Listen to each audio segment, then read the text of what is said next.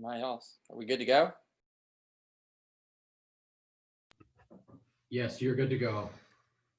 Hey, Curtis. I want to actually flip it up on you a little bit and ask you for the three most impressive guys you saw on your own offense over the course of training camp. Could be linemen, could be position guys. Who got your attention this camp?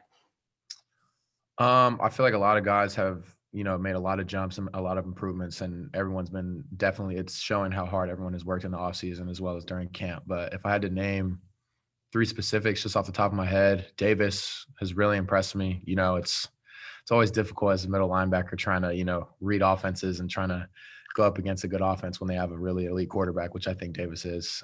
Drew, you guys just talked to, he's really impressed me. And, I've always known about Drew, but just the jump that he's made as a leader as well on that offensive line and on the offense in general, that's really impressed me, and how he's been able to do that as well as keep his play at the level that he's kept it. And then Connor Weddington as well. He's such a dynamic player. Obviously a name that you guys know very well, but just seeing him get the ball in space and what he can do, it's dangerous. And so, these past 3 weeks, I've been able to see how dangerous he can be for sure. And then just to follow up, we've been pestering the offensive guys about the run game all through camp, even going back to the spring, just in terms of scheme and consistency and all that kind of stuff.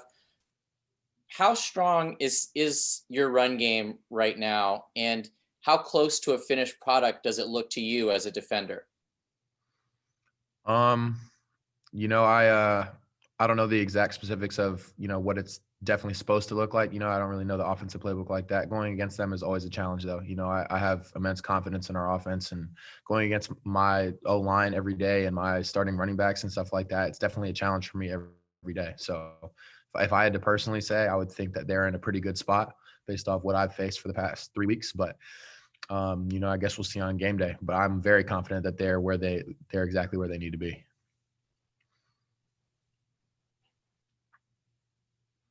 Our next question will come from Jacob Rayburn with the Cardinal Sports Report. Go ahead, Jacob.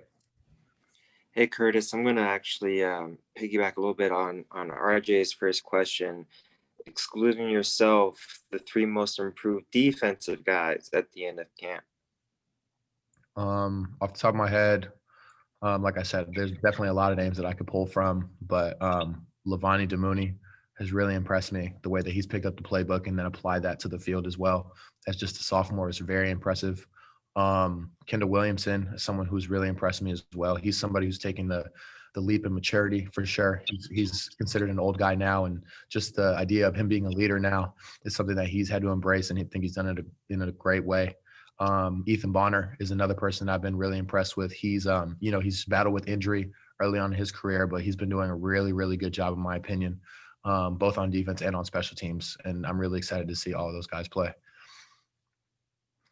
Something else I've thought about and wondered if maybe some of the guys on offense have helped give you this look.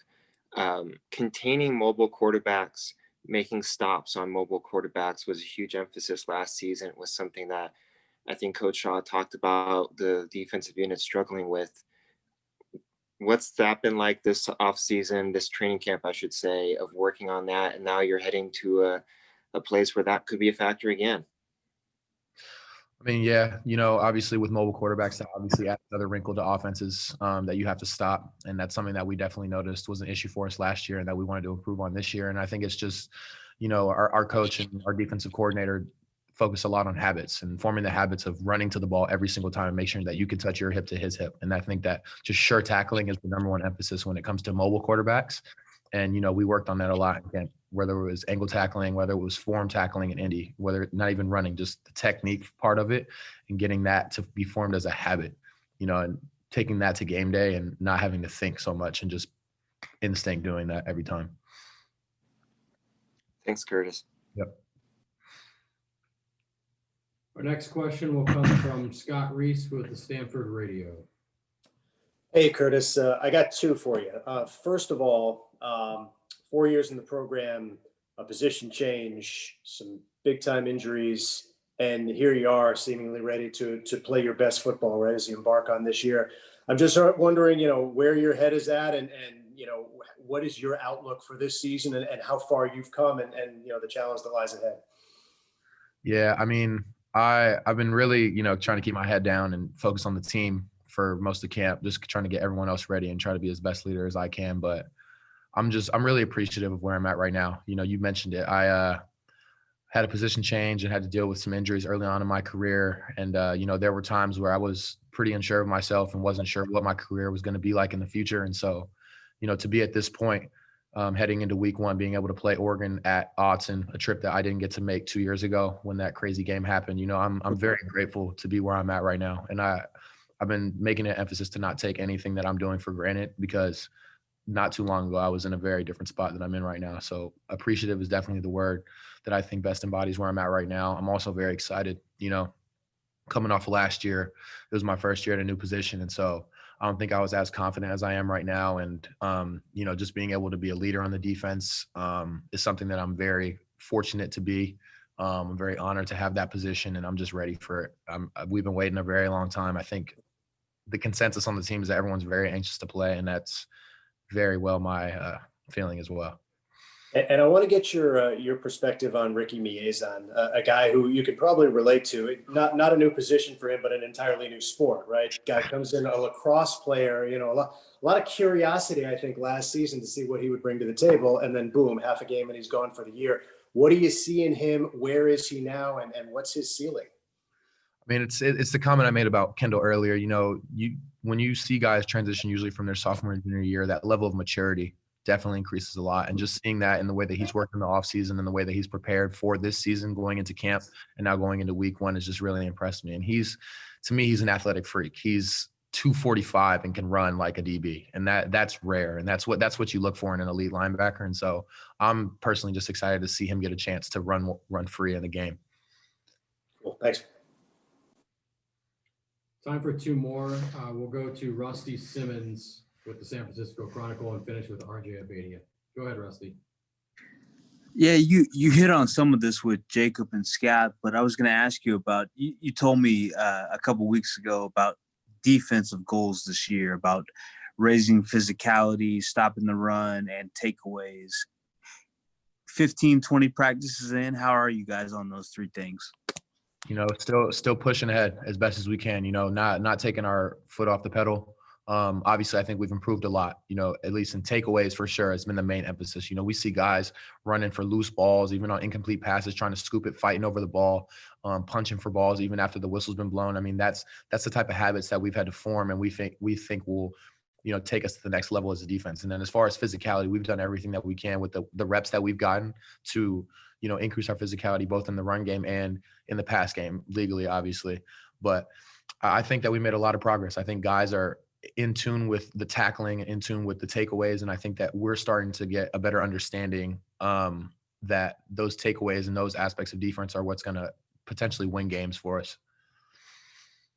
And then I was going to ask you one off the field question. I know you're dialed into this with the election tomorrow. What are you telling your teammates? What are you telling the community as you go into this?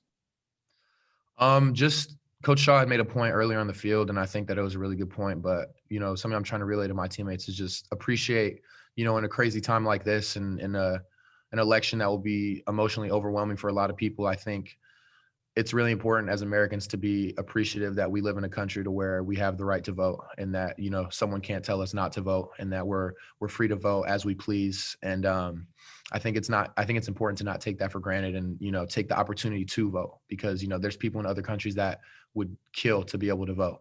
And so, in an election like this, where it's probably one of the more anticipated elections in recent years, I just think that as some of our guys, coming out of high school, not necessarily having experienced the last election and just elections in general where they're able to vote legally, I think that it's really important to relay that information to them.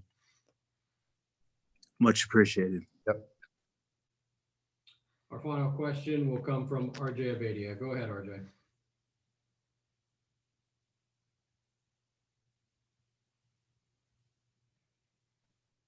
There we go. I wanted to ask about Coach Sanders. We've heard an awful lot of good things about him. Can you just talk about his impact on you individually, on the room, and what we might see on the field different from your position group thanks to him.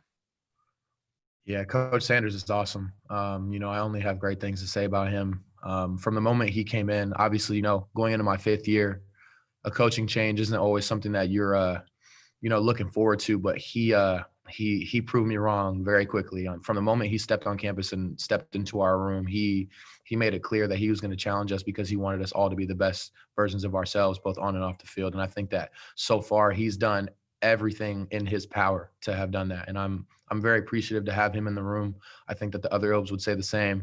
Personally, he's challenged me as an individual, being a 5th-year guy, just to find ways, now that I'm comfortable within the defense, scheme-wise and stuff like that, and with the techniques, finding ways to elevate my game and just constantly finding ways to challenge myself. And he's been a great, influence and a great mentor as far as challenging myself, and then just, taking little time to improve man technique or improve the way that I tackle, certain things that I may take for granted and just kind of let slip. He's always on me and just making sure that I'm challenging myself and trying to be the best version of myself. And then for the room, it's just making sure that, he does a good job making sure that everyone's okay as a person. He takes the time to step away from football sometimes and talk to us about life and talk to us about school. And he maintains a great balance of, challenging us on the field so that we can be the best players, but at the same time, making sure that we're being the best humans that we can off the field as well.